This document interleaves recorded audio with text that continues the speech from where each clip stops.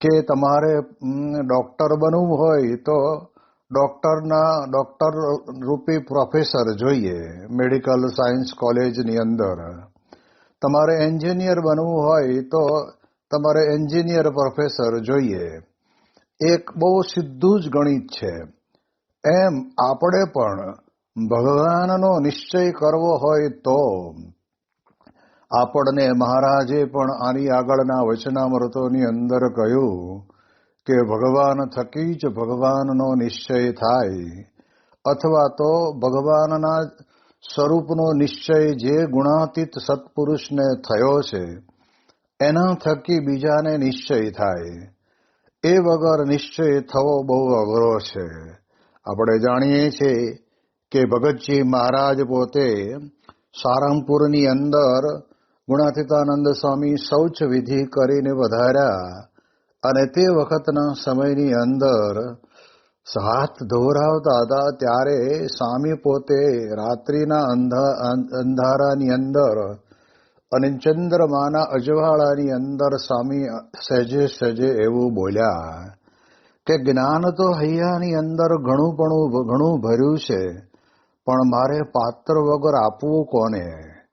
આનો અર્થ પણ આપણે થોડોક સમજીએ તો આપણને ખ્યાલ આવે કે જે ગુણાતીત સત્પુરુષ છે એમના અંતરની અંદર ભગવાનનું જ્ઞાન છે, આત્માને પરમાત્માનું જ્ઞાન છે, અને આત્માને પરમાત્માના જ્ઞાનથી જ આપણામાં કલ્યાણકારી ગુણો એ આપણને સહેજે સહેજે પ્રાપ્ત થતા હોય છે.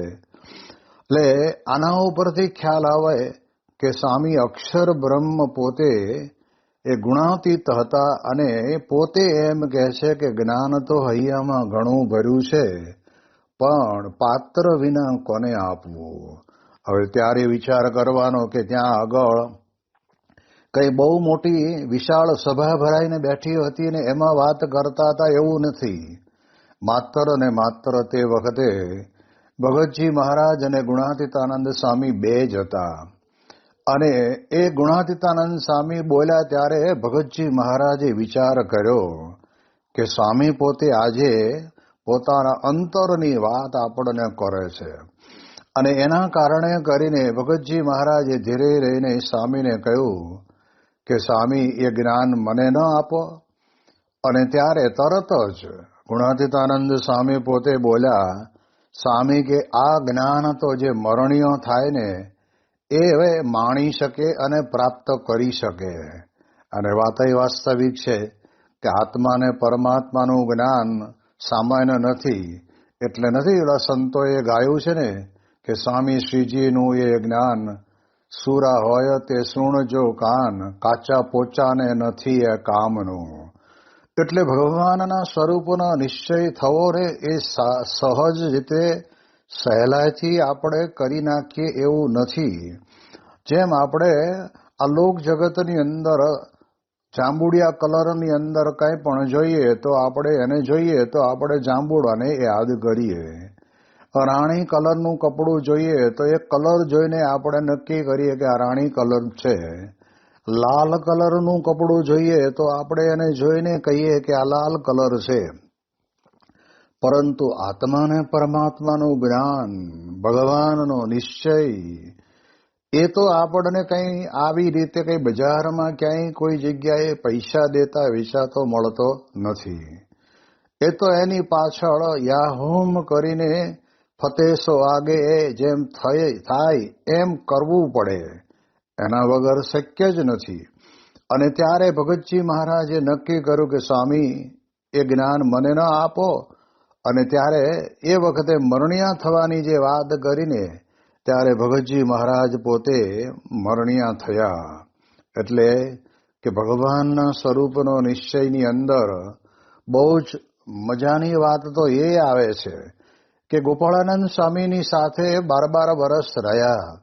ગોપાળાનંદ સ્વામીએ ઘણી બધી સત્સંગની વાતો કરી, પણ જ્યારે ગોપાળાનંદ સ્વામી પોતે બધા એમના જે શિષ્યો બધા જાગા ભગત છે, પ્રાગજી ભગત છે, શિવલાલ શેઠ છે, આ બધા જે હરિભક્તો હતા એ બેઠા હતા. અને તે વખતે એમ બોલ્યા કે સ્વામી હવે વડોદરા આવો અને ત્યારે સ્વામી બોલ્યા કે હવે વડોદરા સામે નજર ન હોય, હવે તો જુનાગઢના જોગી અને કાં તો કહે છે કે પૂર્ણ પુરુષોત્તમ નારાયણ ભગવાન સ્વામિનારાયણ સામે નજર હોય. ત્યારે અક્ષરધામમાં જવાની જે વાત પોતે કરતા હતા અને પછી બધાને કહ્યું કે તમે કોઈ ચિંતા કરતા નહીં, હું તમને એવા એક પરમ એકાંતિક સત્પુરુષના કાંડામાં તમારો હાથ સોંપીશ જેથી તમારે કાંઈ અધૂરું રહેશે નહીં. આ લોકનો વ્યવહાર શીખવો હોય તો પુંજાસા પાસે જવું, અને જેમ કહેવાય છે કે વ્યવહાર અને મોક્ષની બેયની વાત જરૂર હોય તો મૂળાક્ષર મૂર્તિ ગુણાતીતાનંદ સ્વામી પાસે જવું. શિકાગોના ભક્તોનું સ્વાગત સ્વીકારી ઘનશ્યામભાઈ પટેલના ઘેર ઉતારે પધારેલા સ્વામીશ્રી વિમાનમાં પ્રવાસ કર્યો હોવાથી જમ્યા વિના જ સીધા પોડી ગયા. બપોરે 3 વાગે તેઓ જાગ્યા ત્યારે કૃષ્ણ વલ્લભદાસ સ્વામી મોસંબીનો રસ લઈ ઓરડામાં પ્રવેશ્યા. પણ તેઓ પ્યાલામાંથી વાટકીમાં શરબત કાઢે તે પહેલા તો સ્વામીશ્રી પલંગમાંથી ઉઠી ઓરડાની બહાર સરકી ગયા. દવા પીવાથી ગભરાઈને બાળક આડો અવળો તરી જવામાં જેવી ત્વરા દાખવે એ જ રીતે ઓરડામાંથી નીકળેલા તેઓ રસોડામાં મુખ પ્રક્ષાલન કરી ઠાકોરજી સામે આવીને બેસી ગયા. પરંતુ અહીં અન્ય એક સંત શરબત લઈને આવી પહોંચ્યા. તેઓને જોઈ સ્વામીશ્રી ઠપકાના સૂરમાં કહ્યું, તમે પણ ક્યાંથી લાવ્યા? સમજીને કરવું, ખબર તો છે આવા સમય હું લેતો નથી. આમ કહી તો શરબત સ્વામીશ્રી હરિભક્તોને પીવડાવી દીધું. હવે અવસ્થાને કારણે ઉપવાસમાં ઘણી તકલીફ પડતી હોવા છતાં સ્વામીશ્રી ધર્મ નિયમમાં કદી બાંધછોડ ન કરતા. આવા સંતના પગલે પગલે શ્રીજીની દ્વિશતાબ્દીને ડંકા કેમ ન વાગે? શિકાગોમાં આગમનના પ્રથમ દિવસે જ ભક્તોએ ગોઠવેલા જળ વિહારના કાર્યક્રમમાં સ્વામીશ્રી ટ્રિબ્યુન ટાવર પાસેથી 122 ભક્તો સાથે હોડીમાં બિરાજ્યા. અત્રે શિકાગો નદીના નીર પર નૌકા સરકવા લાગી ત્યારે તેઓના મુખેથી પણ સ્થાનિક ભક્તોની પ્રશંસા સરવા લાગી. સ્વામીશ્રીએ પ્રસન્નતા થકા જણાવ્યું, બધા યુવકો સત્સંગ સારો સાચવ્યો છે, 100 ટચના સોના જેવો સત્સંગ રાખ્યો છે. આ વાતોના વહેણમાં જ નૌકાએ નદીમાંથી મિશિગન સરોવરમાં પ્રવેશ કરી દીધો. તેના જળમાં ઠાકોરજીને સ્નાન કરાવી સ્વામીશ્રીએ પ્રાસાદિક જળ સૌ પર છાંટી દરેકને સ્મૃતિ ભીના કરી મૂક્યા. તેની સાથે સહજાનંદ સિંધુરે પદના આધારે પરાવણીએ રેલાવી. તેઓની અમૃતધારાની આવી જ એક છલક આજે હેલન કેલર જુનિયર હાઈસ્કૂલના આયોજિત સભામાં પડી. આજ રીતે તારીખ 15 ઓગસ્ટની સાંજે રિવર પાર્ક હોલમાં દ્વિશતાબ્દીની સભા યોજાયેલી. તેમાં જવા માટે સ્વામીશ્રી ઉતારથી નીકળ્યા ત્યારે તેઓ યાદ કરાવ્યું કે ઠાકોરજીને માટે જગ લીધો છે. આમ પ્રત્યેક ક્ષણે ભગવાનના જ રમમાણ સ્વામીશ્રીએ બીજા દિવસની બપોરે 3 વાગ્યે પણ આજ સભાગૃહમાં યોજાયેલી દ્વિશતાબ્દી નિમિત્તેની સભામાં જણાવ્યું કે આપણે ભગવાનને સ્પેરવીલ તરીકે ગણીએ છીએ, પંચર પડે ત્યારે ઉપયોગ કરીએ છીએ, પણ જીવનની દરેકે દરેક પડે ભગવાનની જરૂર છે. પ્રતિપળ પરમાત્માએ રહેવાની પ્રેરણા આપી સ્વામીશ્રી હવે એલે તરફ પ્રસ્થાન કરતા પહેલા કરશનજી સંઘાણીના ઘેર ઠાકોરજી જમણવા પધાર્યા. અહીં કેટલાક બ્રાહ્મણ ભક્તોની ભોજન પંક્તિ પડેલી. તે સંદર્ભમાં વાત કરતા કોઈ બોલ્યું, બ્રાહ્મણ હરિભક્તોની રસોઈ યોગી બાપા જુદી કરાવતા. આ સાંભળી સંતે કહ્યું, બાપાનું બધું એવું જ હોય. આમ કહેનારાના મનમાં તો એવુંનો અર્થ યોગ્ય જ હતો, પણ શબ્દ ભંડારમાં કાચા તેઓને યોગ્ય શબ્દ ન સૂંચા તેઓ આમ બોલ્યા. પરંતુ તેથી તે કથનમાં પ્રથમ દ્રષ્ટિએ જણાતો યોગીજી મહારાજનો ગૌણતાનો ભાવ સુધારતા સ્વામીશ્રીએ જણાવ્યું, બાપાનું બધું એવું નહીં, પણ બાપાનું બધું ચોક્કસ જ હોય એમ કહેવું. આમ ખુલાસો સાંભળ્યો ત્યારે તોય તે સંત ફરીવાર એમ જ બોલાઈ ગયું, હું તો એમ કહેતો હતો કે બાપાનું બધું એવું જ હોય. ત્યારે સ્વામીશ્રી ફરીથી સુધરાવ્યું, બાપાનું બધું સારું જ હોય એમ કહેવું.